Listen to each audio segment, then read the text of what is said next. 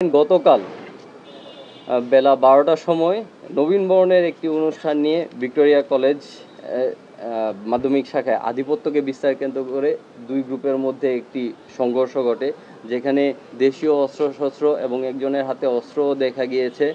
এই গল্পে আমরা নিউজ প্রিন্ট মিডিয়ার মাধ্যমেই জানতে পারি। এরপরে আমরা আমাদের গোয়েন্দা নজরদারি বৃদ্ধি করার পর আমরা গতকাল রাত্রে অভিযান পরিচালনা করি।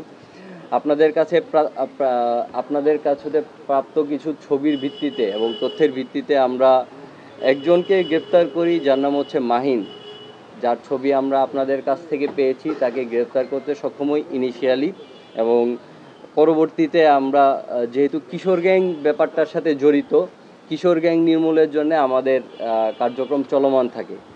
এই কল্পে আমরা রাত আনুমানিক 11টার সময় টাউন হলে যাওয়ার পরে মাদক সেবনরত কিছু কিশোর সদস্যকে আমরা ধরি, এবং তারা এই ঘটনার সাথে সম্পৃক্ত না থাকলেও এটা কিশোর গ্যাংয়ের সাথে জড়িত বলে আমরা জানতে পারি। এবং তারা